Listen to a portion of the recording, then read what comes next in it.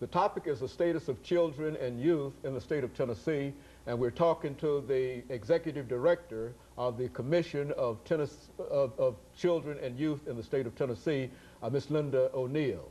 Of course, Ms. O'Neal, as we promised during the first segment, what we'd like to do now is to give you an opportunity to simply inform our audience of the status of children in the state of Tennessee. I think we see on many occasions various reports dealing with where we rank and et cetera. And so what we'd like to do during the second segment, and perhaps to complete during the third segment, is to talk about the status of children and how bad we are or how good we are and that kind of information. Sure, I'm always glad to talk about how children are doing in Tennessee.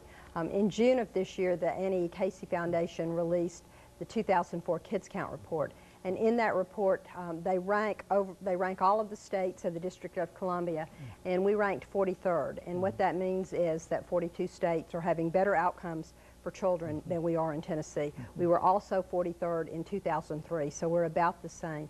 They're really looking at outcome indicators like low birth weight babies and infant mortality, whether or not children are, the child death rate, the teen death rate, some of those kinds of things. And in the report, we have some good news and some bad news. We're obviously concerned about low birth weight babies and about babies who die in their first year of life. We've made some, we know there's some things we can do to make progress in that. One of the things that's really associated with both of those issues is pregnant women who are smoking.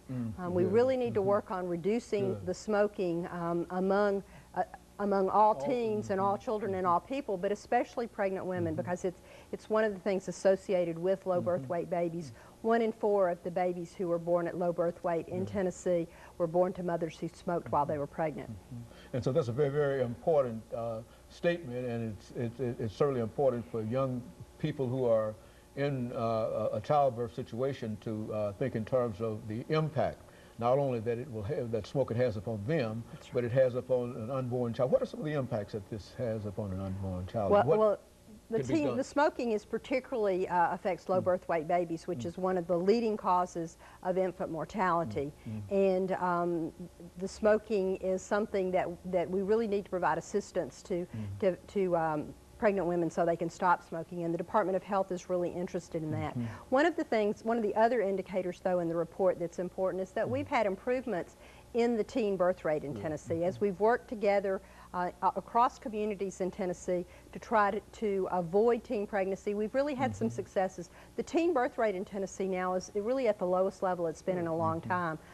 Still higher than we would like it to be, but we need to really work on reducing that. There's some other things in the report that really show that good public policy makes a difference in positive outcomes for children. We've made substantial improvement in Tennessee in both the child death rate and the teen death rate, and there's some of the reasons that we have made that progress include things like strong seatbelt laws, child restraint devices, bicycle helmet and skateboarding helmet requirements, because the leading cause of death for both children and teens is what they call unintentional injuries, what we all call accidents, and certainly for teenagers, automobile accidents or vehicle accidents are the leading cause of death. And as we've done graduated driver's licensing in Tennessee and really emphasized seatbelts, we've seen some reductions in teen deaths in motor vehicle accidents. In fact, in Tennessee, over the past year, there have been several really highly publicized incidences where a number of teens died at the same time in a car, and almost invariably when there was a survivor in that car, it would be the only one who had a seatbelt on. So we can't stress enough the importance of wearing seatbelts and of using child restraint devices. And so what you're saying here is that public policy can really impact considerably upon what you're doing in dealing with children and youth in the state of Tennessee, that it's not always up to the individual, but the government itself can develop policies that would increase your outcome. Well, certainly government can develop policies that increase outcomes. Ultimately, though, individuals have to implement those policies, and we really need collaborative efforts that involve not only state and local government, but communities, churches, synagogues, other houses of worship, families and children together to really do better things for children. But one of the best examples of public policy that has really made a difference is Teen Care. Teen Care has had a very positive impact on children in Tennessee. In Tennessee, we have a lower percentage of children without health insurance than in the nation as a whole. And we have substantially improved the immunization rate of 2-year-olds. We're doing better than the nation as a whole again, and Teen Care is largely responsible. It's almost closed the immunization rate gap between children on private insurance and children who are covered by Medicaid or Teen Care. Now, Teen Care is faced with a number of problems now, Ms. O'Neal. What can be done in terms of dealing with some of the issues that face Teen Care and to make sure that we continue the kind of progress, because it seems to me that if Teen Care has made such an increase and has such a positive impact, we ought to do everything that we possibly can in order to at least try to keep that as a system. I think we all recognize that teen care needs to be reformed, but we need to be sure those reforms are carried out in a very thoughtful and deliberative and open process that ensures the changes we make produce not only cost savings, but positive changes for health.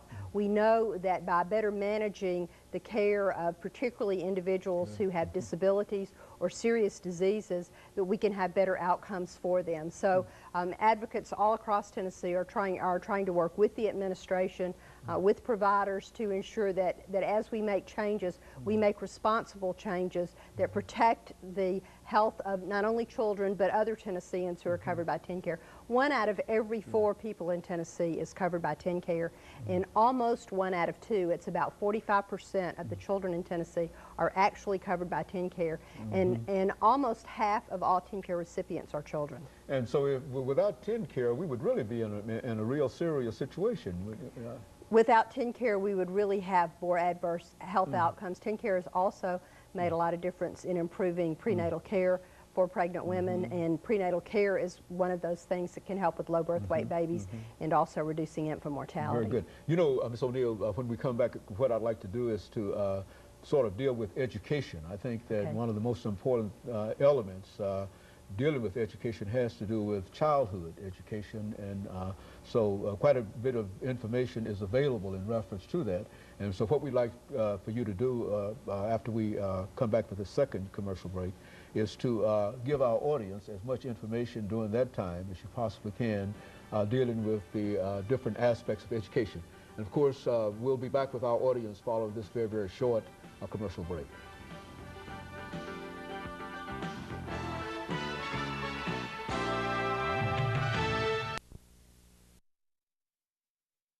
The topic is the status of